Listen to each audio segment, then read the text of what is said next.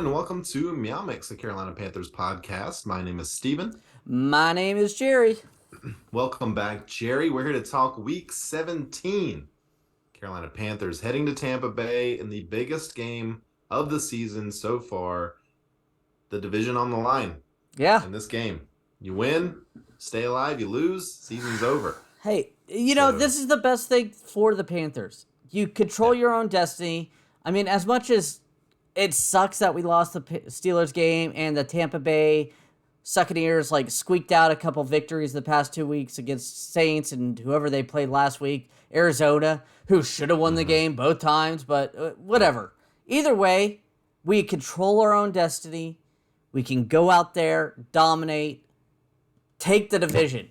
Going from 1-5, firing a head coach, trading away their best player, and they still have a chance to win it. I mean, Steve Wilks has to rally this team. All the players are saying that they want him as their head coach. They need to go out there and show it. Yeah, I mean, this is it. This is where you show that you. I think if Wilks loses this game, he doesn't become the head coach. I agree. I think this is, you show Tepper here in a must-win game. You can get it done against a team that you have already beaten. Mm-hmm. Against a team that is not very good. No.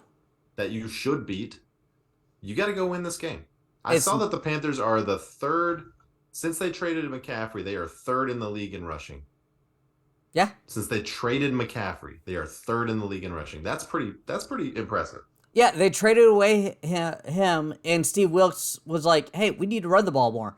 Which, honestly, I would have loved to have seen this team with McCaffrey, with Wilks as a head coach. I wonder what they would be doing with McCaffrey. Yeah, that would have been awesome, but it is what it is to John Fox, but, Yeah. Quote. Hey, everyone, just real quick. You may notice some freezing up, some things like that. We're aware of the technical issues. We're working on them. I have so many things trying to work through, man. I have been I just saw a big blip, so I figured we might as well warn the folks. I am working on it. I have so many different things I've already tried out, and I thought I fixed it, and then it didn't.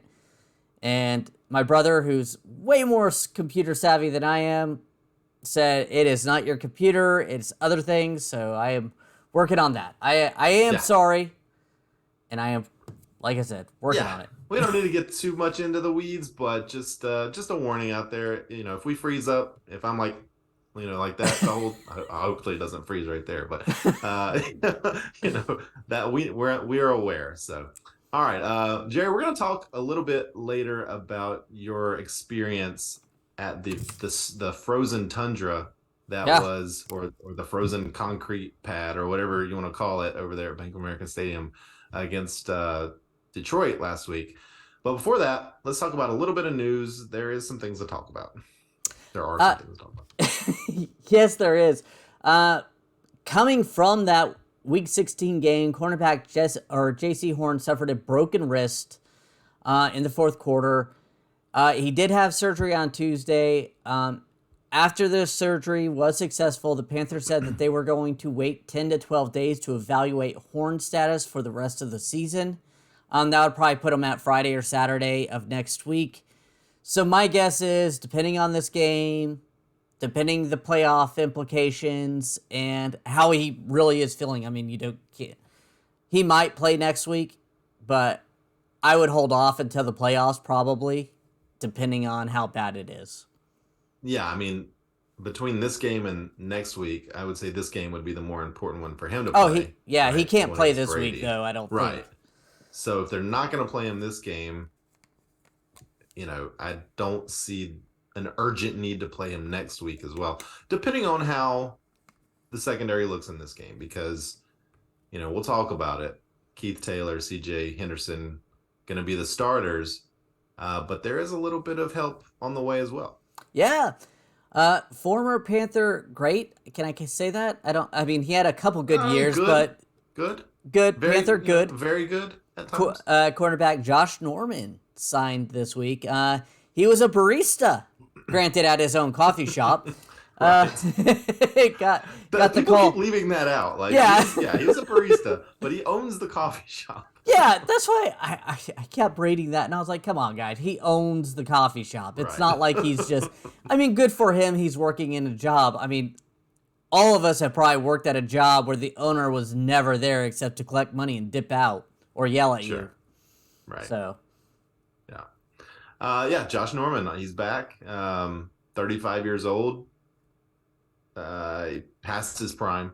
yeah, oh yeah. Oh yeah, I don't expect 2015 Josh Norman out there, guys. Yeah.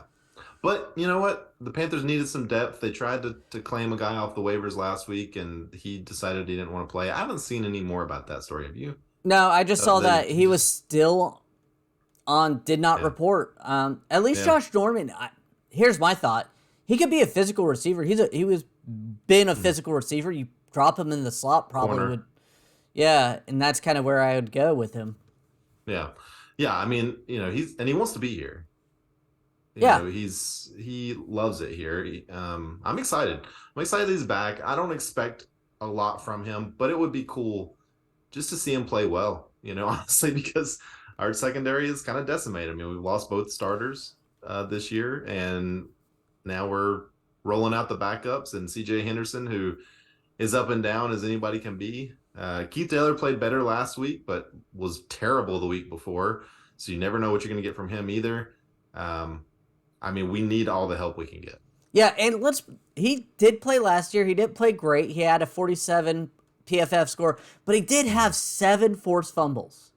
That's a lot. Which led the league, I believe. And especially for a corner. So, I mean, he knows how to get the ball out. I mean, if he can jam the guy at the line, make some plays, that's what we need from him. Because we need somebody. Because CJ and Keith are going to be on the outside against Mike Evans and Godwin, thank you. I couldn't think of Chris Godwin. I mean, jeez, we've got to do something. I mean, as bad as Tampa Bay has played, let's be realistic. Those guys are still talented.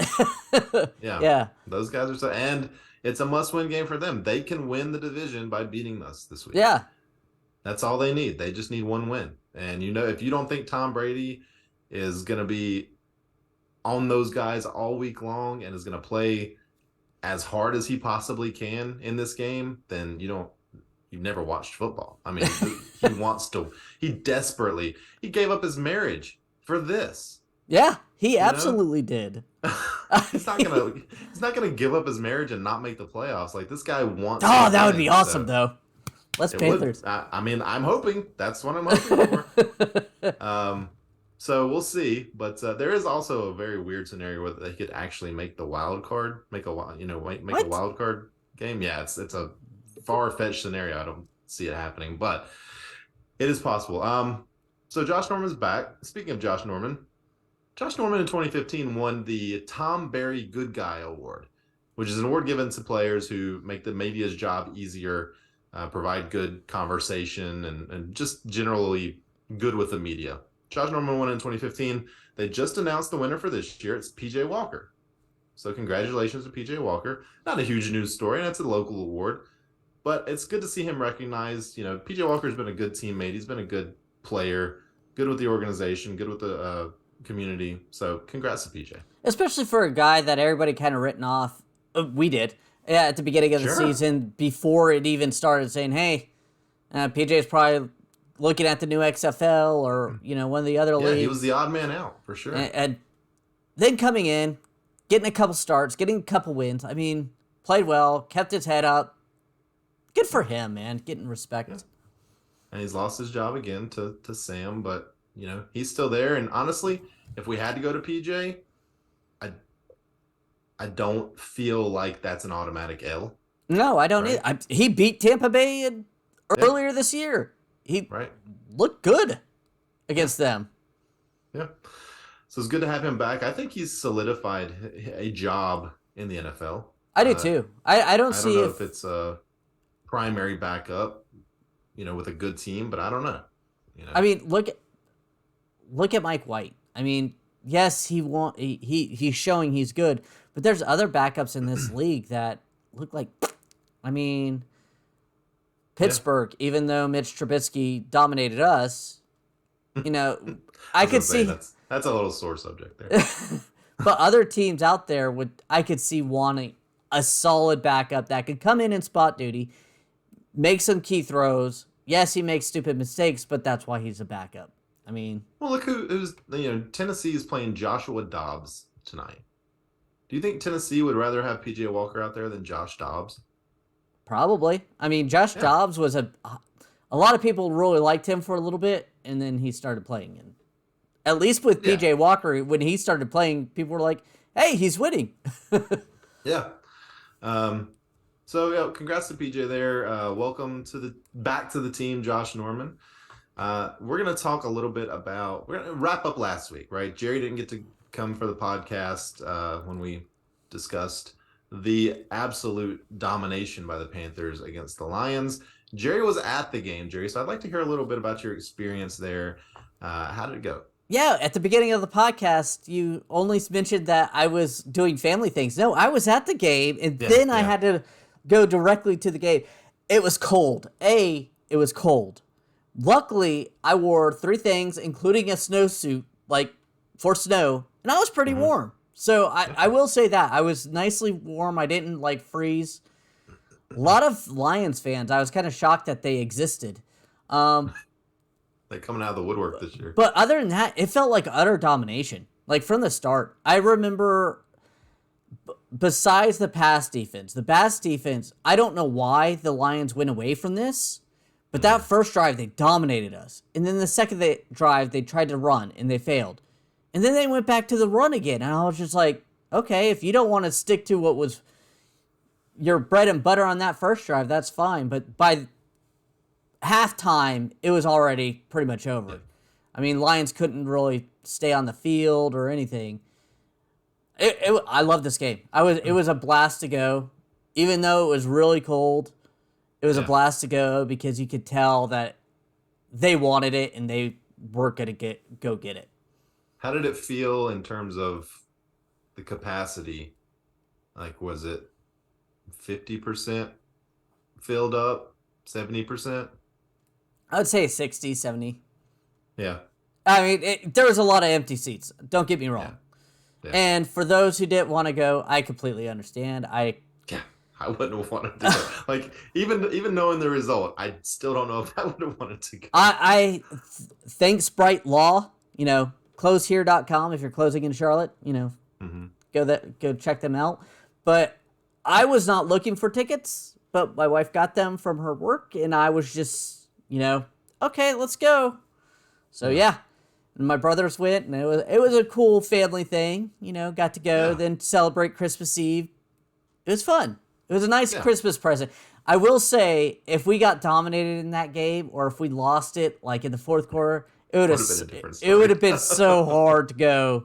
Yeah. But thanks to the winning, the way they played, it didn't feel that cold. Yeah. Yeah, I bet. I mean, winning cures everything. So that's cool. I'm glad you got to go and represent the MeowMix podcast out there, and that's cool. So let's talk a little bit about the PFF scores from last week. You would expect there to be some good scores, and there are some good scores. So look at the offense first. I'll do the offense. Jerry can do the defense. We'll go number 1 is Laviska Shenault with 24 snaps. He ended up with an 89.1 PFF score. That is high. DJ Moore, number 2, 65 snaps, 88.3. Also quite good. DJ had a great game. Yeah, he did. Deontay Foreman also had a great game. Deontay Foreman and Chuba Hubbard, 3 and 4, 83.6, 75.4. And then Sam Darnold. I mean, that's basically your offense right there. That the running backs, DJ, and then Sam, 71.7. So another good game from Sam. Looking at the bottom, some guys that you don't expect down there, and some guys you do. Taylor Moton, number 15 on the list here, 59.6. Giovanni Ricci, only 4 snaps, 58.5. Cade Mays, only 2 snaps, 57.7. Ike Ekwonu, back down in the bottom 5 of 53.1. And our old friend Ian Thomas, rounding out the very last spot here with a 49.4. Thank God they locked him up for 3 years. I'm getting frustrated with PFF scores for our offensive line. Can I just say that? They allowed zero You are hits. allowed to. Zero quarterback hits. And Icky ran gets for 320 yards. And they rush for a record. And yet we have two tackles starting down there. Icky got a 53.1 on offense, 55 on run blocking, and 36. No sacks, no quarterback hits. What? I mean, there was times where Sam Darnold had to hold the blocks or hold the ball for a second. How? Taylor Moton, again, 300 yards? Come on! And none of the other linemen, none of the guards or Bozeman were in the top 5 either. Yeah. So where are they running the ball? Because somebody's blocking. And who was right? Yeah, and no one led anybody to Sam Darnold. 0 sacks, 0 QB hits. Yeah, there was some pressure. I mean, they weren't perfect, but I mean, that low? Let's flag this game because in the offseason, I want to try to get someone from PFF on and talk to them. I'd like to ask them specifically about this game and see what it was with the offensive line where they graded out so low. I don't know. We'll flag it and we'll try. Yeah, because I think that's interesting. Well, Ian Thomas at least holding up his end. So go ahead and head to the defense here. Yeah, I just want to say, for the most part, we agree with the PFF scores the way they kind of work, but it just seems weird with the offensive line dominating the way they have. Yeah, Icky's been down there a lot in the bottom 5, and he just doesn't look bad when we watch. He's not giving up sacks. Yeah, I'm very curious to see why that is. Yeah. Now, going on to defense, number 1, Derek Brown, continuing his awesome season. Unfortunately, didn't get to the Pro Bowl. We'll discuss that another day. Bravion Roy, number 2, he's been up here quite a bit. So, 14 snaps, again, 87.2. Damian Wilson, 3 snaps, don't really care, 78.9. I mean, good for him. He had a good game for Matt Ioannidis, 77.5. Xavier Woods, 74.9. And Xavier Woods did stand out a lot to me during the game. Yeah. So he had a good game. And he came off of I think against Pittsburgh he had a pretty bad game. So good job by him. Someone asked me on Twitter about Ioannidis if I thought or if we thought that the Panthers should re-sign him next year. I think he's been pretty good. I would say yes. He's making $10 million this year. I don't know if I want to sign him to like a multi-year deal making $10 million a year. He's also pretty old too, isn't he? I think he's like 35. At 35, he's in his mid-30s, I think. Definitely would not want to put a multi-year deal on him. But I would like to re-sign him. That's a little pricey for me because I think a lot of Derek Brown's jump is because of Ioannidis is taking some. I'm wrong. He's 28. Okay, so I wouldn't mind. Does that change your opinion? I would sign him to a multi-year deal. Yeah. Maybe not $10 million a year because you're gonna have to spend on Derek Brown, but I would like to get him back because I think him being there helps free up Derek Brown. Yeah, I agree. He's been good, and we had Daquan Jones last year, who I thought was also pretty good. Lost him in the offseason because he was a 1-year deal as well. I will say that maybe Bravion Roy gets it. Maybe Bravion Roy's played pretty well. But again, he's only played a handful of snaps a game. So I'd be down to re-sign Ioannidis. I did too, but he's played well. Reasonable contract. We're over the cap right now, and we got to sign a quarterback, running back. Like Peter Schrager or some big time NFL writer tweeted that the Panthers were like second in cap space in the league, and I was like, yeah, this year we're second, but next year we're like 28th. Like it's all coming to catch up to us next year, and they'll do what they always do, and they're going to roll over I think $30 million. Yeah, that'll help cap space this year, so that's going to be a big help. All right, what's the bottom 5 here? Bottom 5: Henry Anderson, 54.2. Shaq Thompson, 53. Yeah, it's a surprise. I didn't think that was. It looks like it was in coverage mostly that he really struggled. speaking of coverage fail, Miles Hartsfield. Frankie Louvu, second to last. 45.4. He had a 34 in coverage. He was really good in tackling and run defense, which that's his bread and butter. But that coverage is not the greatest. Corey Littleton at 38. It's the coverage. The run defense was awesome, in my opinion. Yeah, it was really good. And you can see that in the PFF scores. Run defenses. I mean, even Frankie Louvu with a 45 overall, he had an 81 run defense, right? Yeah. So it's the run defense was great. I mean, Jared Goff and the Lions, they have a really dynamic passing offense. You know, like you said, I'm surprised they didn't go to it more earlier in the game. Yeah. Dan Campbell's he's a great personality. I don't know if he's a good coach, you know? I mean, I will give this. He flipped that team over. I mean, yeah. I think they have played as well as he's played in his career. Exactly, and he had a good game. Like Goff had like 300 yards and 3 touchdowns. I will say this: I love the fact that after the game, his quote to Steve Wilkes about kicking their butts, and he was like, "Good game." Yeah, I like that. Yeah, because let's be honest, all of us, you know, we love this team, but like the Pittsburgh game, that's what we said. We were like, wow, they kicked our butts. Hats off. That's it. Yeah. And you go on to the next week. Yeah. Well, I mean, the good news is Pittsburgh, Mike Tomlin, one of the better coaches in the league, one of the best coaches in the league. Dan Campbell, maybe not. Todd Bowles this week, I would not say he's one of the better coaches in the league. Oh, no. I know. And then you got, who's the Saints coach? Dennis Allen. Dennis Allen, probably one of the worst coaches in the league next week. So Steve Wilkes, I think we got an advantage at coaching the next couple of weeks. So I do too. All right. Yeah. It's gonna be fun. But we'll talk about that game here in a second. You want to take a quick break? Yeah. All right. Quick break. All right, everyone.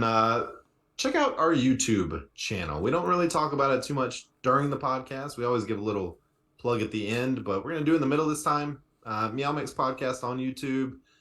We have reached our 1,000 subscriber mark, so we're on our way to the next 1,000, I guess. We'll do something at 1,500. 1,500 subscribers. Right. We'll do something. That's a good mark. Check us out over there. Check us out on Twitter. MeowMix podcast on Twitter.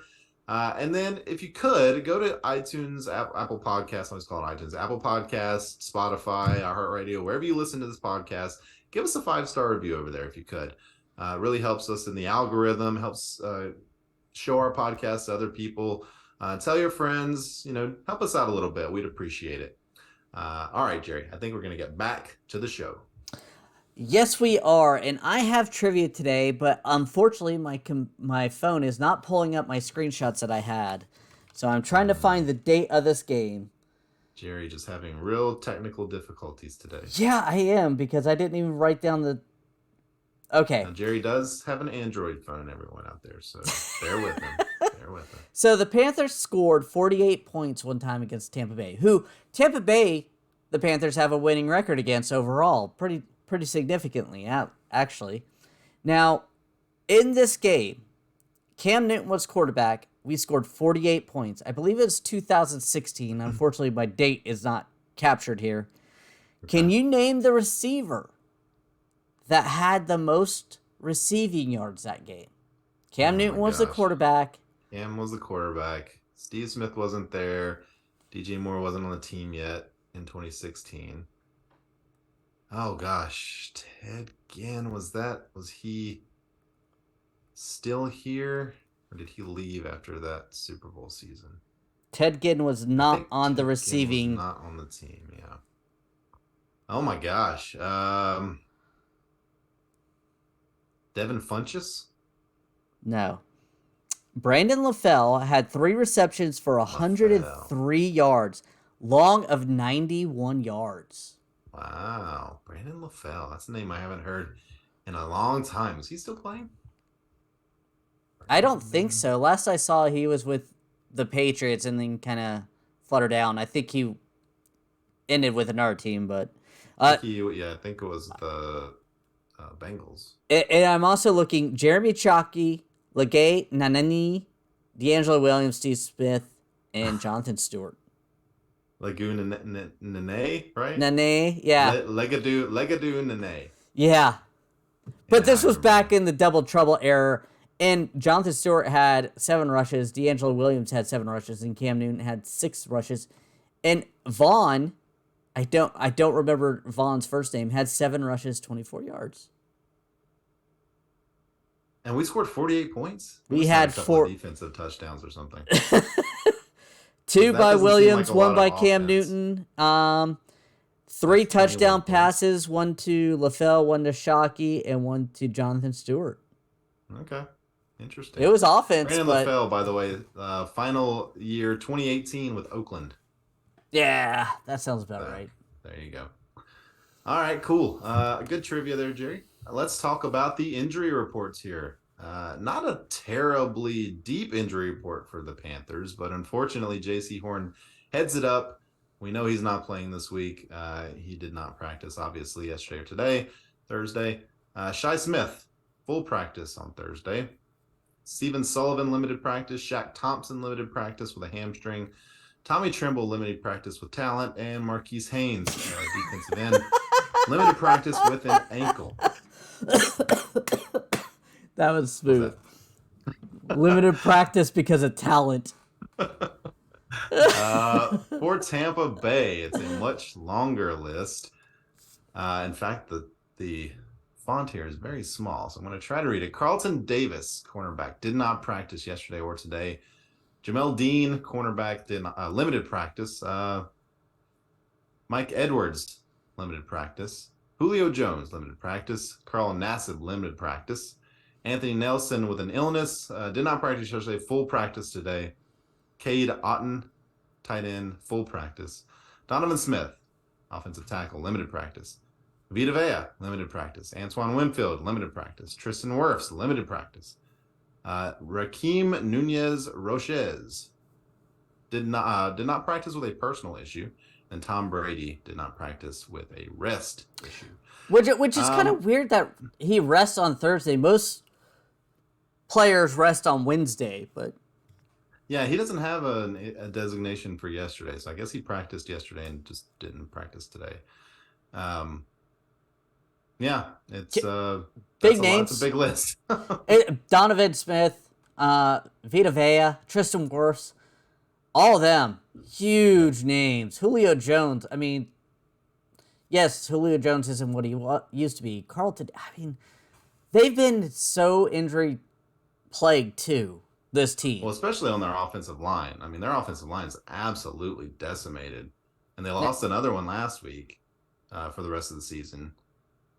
And worse when he's been back, but he's not been at his normal level. And if I mean, that's an area that the Panthers, I'm sure, are game planning for. You have to. Getting to Brady. I mean, when we get to our keys to the Panthers' victory, I mean, that's on there, obviously. But, I mean, Tom Brady always...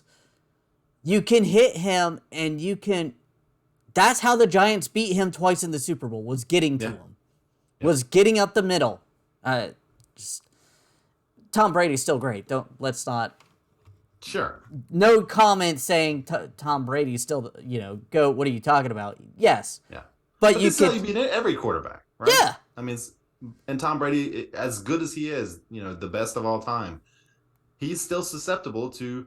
being knocked down when a big 300-pound man comes rushing at him, right? Especially up the middle. Who would not be intimidated with a 300-pound man? Cam Newton, I would guess. Would probably be about the only. Cam and Josh Allen, maybe. Those might be 2 of the only ones.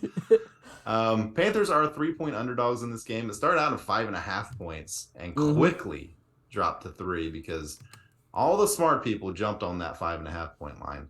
Over-unders 41.5. So... not expecting a very high-scoring game here is Vegas, and I don't blame them. I mean, the first one was a total of 23 points, right? Was it 20 to 3 victory for the Panthers? Give me 1 second. I have the 21 to 3. 21 to 3. Okay, so 24 points. Yeah, I think they'll score a little more than that in this game. I do too. As a combined duo. Yeah. Yeah. All right. Well, let's talk to some of the keys to make sure the Panthers have the most points in this game. Now, one of the keys is Panther secondary needs to step up in the absence of J.C. Horn, especially facing Tom Brady and the Bucs' dangerous receiving core. J.C. Horn has been lights out most of the season. Can't really pass that well on him and everything. He shuts down a receiver a game. The problem is the other corners have struggled. Dante Jackson, but now he's on IR. C.J. Henderson. Now, okay, let's try Keith Taylor. Oh, nope, he struggles too. Back to C.J. Now C.J. Henderson and Keith Taylor are going to start. According to Steve Wilkes, that's the plan anyways. And then Josh Norman's going to come in to help alleviate when he can. I mean, they say they've got packages for him. I mean, obviously he'll understand where a zone is. You know, he could play man, but the intricacies of a defense, he doesn't know. He doesn't know the other players. So you're really relying on them. Yeah, I would assume he's going to play a lot of man. Just, hey, go out there, cover this guy. And probably not a lot of the zone coverage, you know, knowing where the other guys are, things like that. Base zone. Yeah, he said that his instincts are still there. His body feels like it's still there, but, you know, he's a little slower than he was, right? Oh, yeah. I mean, 35. Yeah, I mean, yeah. He hasn't played. He hasn't played this year at all. So it's, you know, but he does have fresh legs. So that's going for him. Fresh 35-year-old legs, but they're fresh. So, yeah, but you're right. I mean, the secondary, I think this is maybe the key to the game here is to see how C.J. Henderson and Keith Taylor, how good of a J.C. Horn impression they can do. Yeah. Because you mentioned it, those wide receivers for Tampa are very good. Now, they haven't been great as a team, as an offense, especially this season. But like we talked about, like they're probably gonna throw some stuff at the kitchen sink in this game because they need to win. They need to win. Yeah. They don't want to lose and then have to count on us to lose next week against a very bad Saints team. Yeah, I mean, we're playing with house money. They are not. Yeah. They bet the farm on this 3-year Tom Brady Super Bowl run. Meanwhile, the Panthers, we just fired our head coach and traded away our best player. We're playing with house money if teams can. Yeah, this is all a massive surprise to most of us after that 1-4 start. Yeah, I mean, we're just happy to be here. Like, honestly. Don't get it twisted. We want to win. And we think we can win. I'm going to go ahead and say, I think we can win. Steve Wilkes has his team following the blueprint that should have been followed at the beginning of the good defense. Run the ball down their throats, suffocate the other team.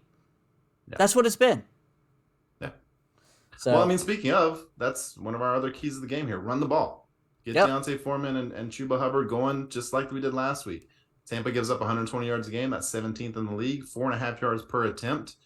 Yeah, if we could average 4.5 yards per attempt in this game, we win. I think that's it. I mean, last time we played them, 173 yards. I mean, 7.9 average for Deontay Foreman, 7.0 for Chuba. DJ Moore and Raheem Blackshear made that average for a total 6.4 because they got lost. So run it at him. Keep Sam Darnold clean. We know he's been playing good, but that's because he's been kept clean, people. Yeah. So. Yeah, I mean, it's that's, again, between the secondary and then our running game, those are kind of the two strengths of this team, really. I mean, J.C. Horn, I guess, mainly the secondary, but the running game is the strength of this team. That is, as the running game goes, so go the Panthers, right? I mean, we've seen it in every game. The games where we run the ball for 150 yards, we win pretty much all the time. And that's a stat against them, too, is anytime a team runs for 150 yards or more, they lose. And that's, I think, honestly, most teams lose if you run 150. Teams like that, yeah. Yeah, I mean, you control the clock. You control the clock, you keep their offense off the field, and you tire their defense out. So if it is a close game, you can make those moves. But you don't want to keep Tampa Bay close. another key thing is don't let this game to get close, because we saw it in Arizona, we saw it in New Orleans. Tampa Bay, or Tom Brady is still Tom Brady, and he gets pull magic out of his rear end, because they shouldn't have won the past 2 weeks, but they found ways to win, and that's good on them. I mean, I wish Yeah. a couple years ago we could have done that, but we weren't. So that's how good teams win sometimes. When things don't go their way, they find a way to win. And that's Tom Brady. Like, if the game comes down, and we've seen it a million times with him. We've seen it personally as Panthers fans with him. If the game is coming down to the final possession and he has the ball, you're probably going to lose. Yeah. I mean, that's just the way it is. And don't get all upset about that. Go look at your history, people. Like, he wins games. He wins those games almost all the time. And there are some that he has lost, sure. But it's like Michael Jordan having the ball with 12 seconds left, down 1. Who are you going to bet on? Yeah.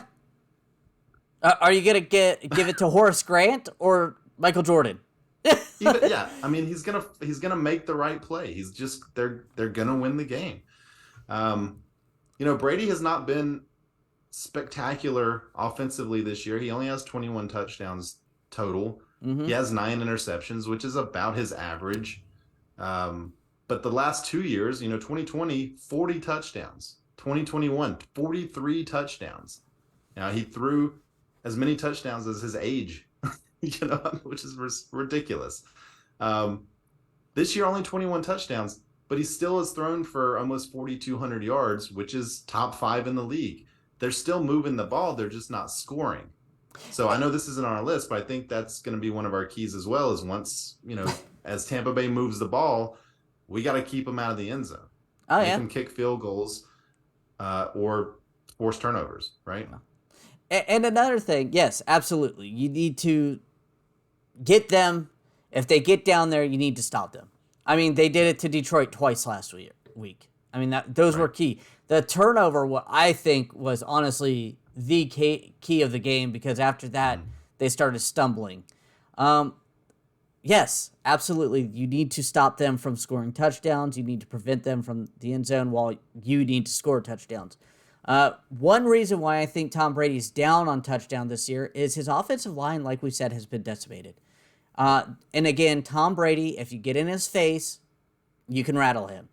Derek Brown especially needs to come out and penetrate that line, collapse that middle of the pocket, because that's what really scares him. As much as I love Brian Burns and coming around that edge, flying like a rocket, up the middle, Derek Brown can really mess with Tom Brady's head. He had 4 or 5 hurries last week.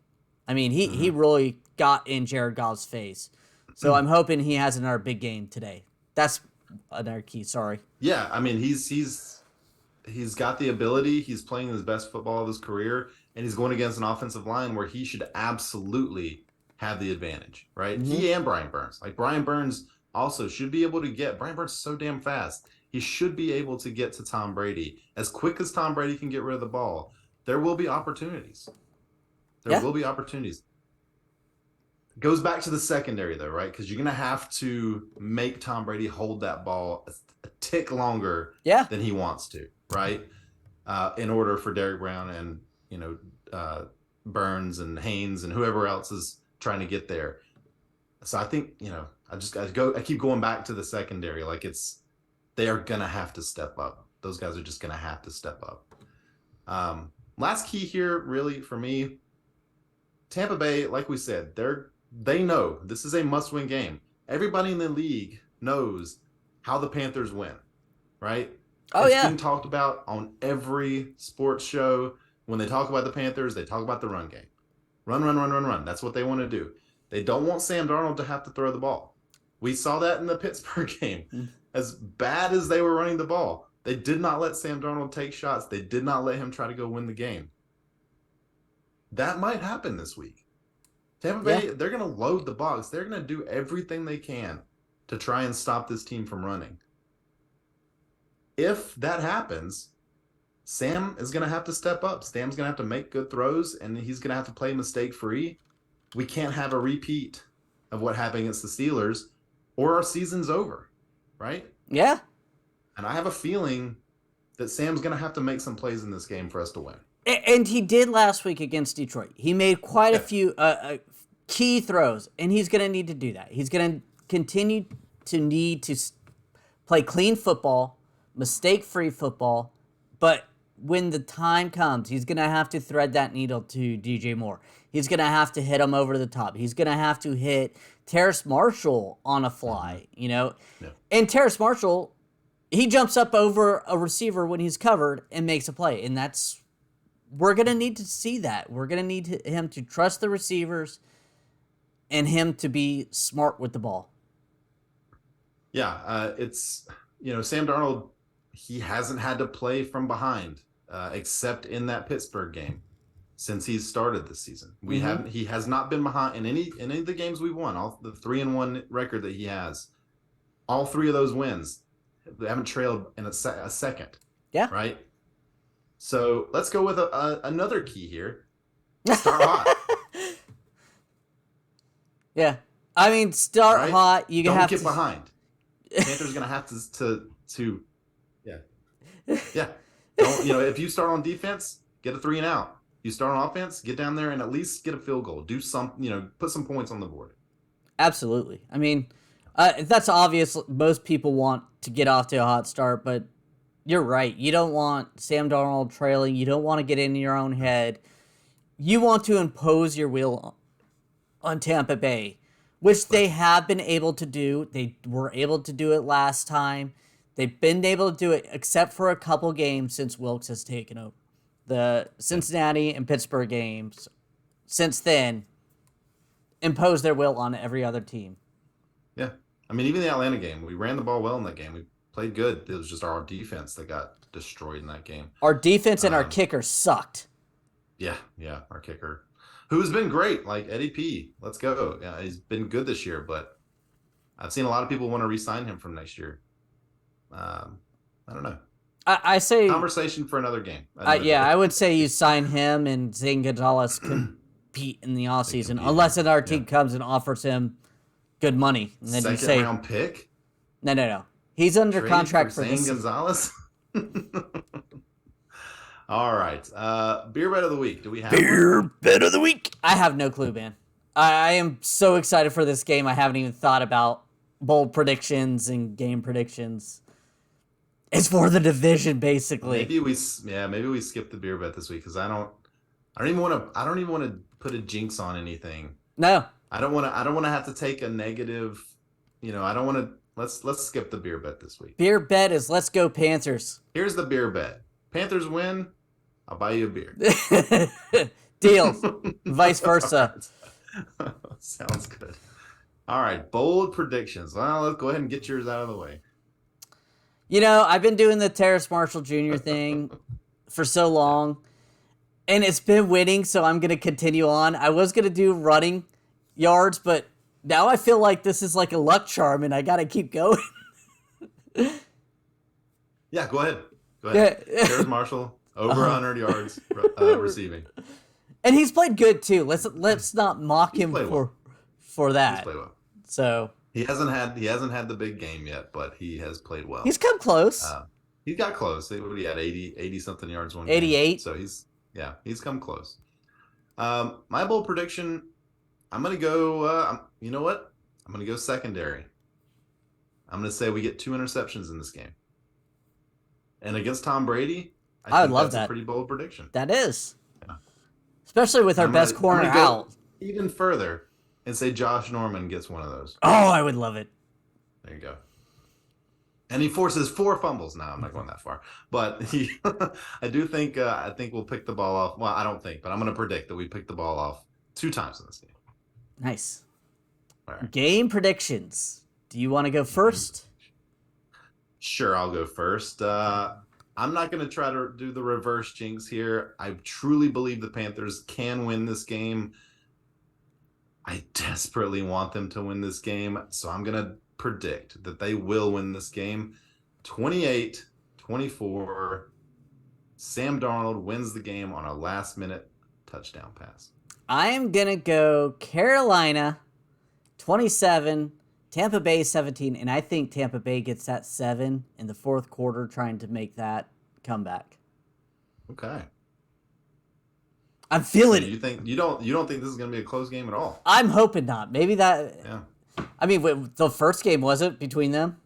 No, that's true. That's true. And that's kind of why I think this one will be. Let's not get it twisted. This is a road division game. Oh, I know. Against the championship team basically for the championship. Like, this is for the division, particularly for them, but for us too, really. I mean, it's a massive game. It's a huge game. They've been there before. We have not.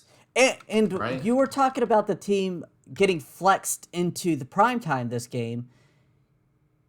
I said I wouldn't be shocked if Fox blocked it because they're allowed to block a flex game. So in their schedule, they can look at their schedule and say, I want to keep this game. This is going to be my main game. And since we have Greg Olsen and his partner, I think it was their pick. Yeah, and we didn't mention that. We're going to have the A team in our announcing crew this week, which is very exciting. First time this year. I guarantee you, if the Panthers win this game, this isn't even a prediction. This is just a fact that they will be flexed to 4:00 next week. The Bucs will be flexed to 4:00 next week. Oh yeah. You don't want anybody to know who's going to win, prior to their game. So I guarantee you that Panthers will be flexed next week to 4:00 if we win this game. So just get ready for that. I hate 4:00 games. I do too. Gonna happen. So if you hate 4:00 games, maybe you hope the Panthers lose this game. No, don't you dare say that. Maybe they'll keep them both at 1, so we don't know. But yeah, maybe. But I think usually that's what happens, right? I think New Orleans wins and they beat us, and Tampa Bay loses. They still have a chance. So let's not act like New Orleans is completely out of this. If they win, I think who do they play this week? I didn't even put it on. They play Philadelphia. Okay, so if Gardner Minshew sucks and some reason New Orleans beats them, then they still have an outsider's chance. If we win and then they beat us. So. And you know what? They don't even have to flex because none of next week's games have times. I just looked. They're all TBD. So they're going to make that schedule. So, I mean, I guarantee we're not going to get the primetime game, but we could get a 4:00 game. I think that's probably what will happen. But anyway. Unless New Orleans wins, then I could see us and New Orleans wins. I could see them flexing us to a primetime game for the division. Yeah. I could see that because if the Bucs beat the Falcons next week, then the Saints would be eliminated at that point. So I don't know. It's really weird. It's funky. So the Panthers would have to lose both games. Is that no? The Bucs would have to lose both games. Yeah, the Panthers Bucs would have to win one and then lose to the Saints. Correct. The Saints would have to win both games. Yes. Yeah. So everything's still up in the air. Like, only the Falcons can't win the division. Yeah. And they could still technically tie for first. But the Panthers are in the driver's seat. Same with they can win out and just that's it. That's all they have to do. They win, go to the playoffs, beat the Cowgirls, and call it a day. Yeah. There is a scenario where every team in the NFC South could finish 7-10. And if that happened, the Panthers would be Panthers could be the victors. If they all end up 7-10, yes, they will be the victors. Yeah. Crazy. What a weird year. Yeah.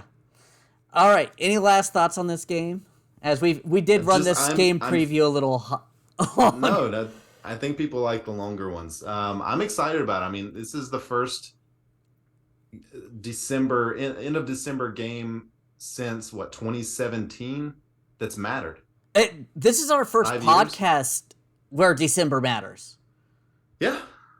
We have never covered a playoff game. I am fingers crossed. You're right, Jerry.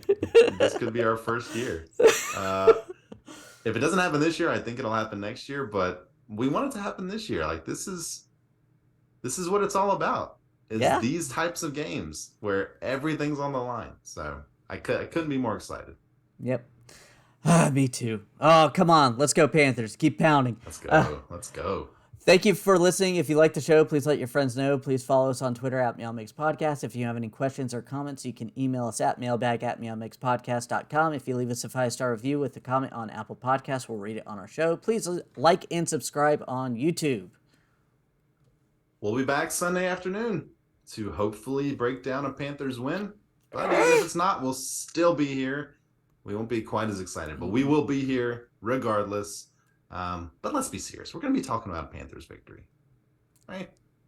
I don't want to jinx it. I don't want to jinx it because every time I think like that, it hurts me. It does feel like it though, right? This just feels like everything is coming together. We're playing our best football at the right time of the year. It feels like the Panthers are the best team in the division right now.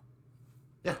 That's honestly, I said that a couple weeks ago. I was like, they look like the best team. Like watching Tampa Bay and the other teams, I'm like, they might be the 10th best team in the NFC, but by God, we're the best team in the NFC South. And hopefully Sunday we can prove it and we can march into the playoffs. That's right. All right, everybody. Well, stay safe out there, and until next time, keep pounding.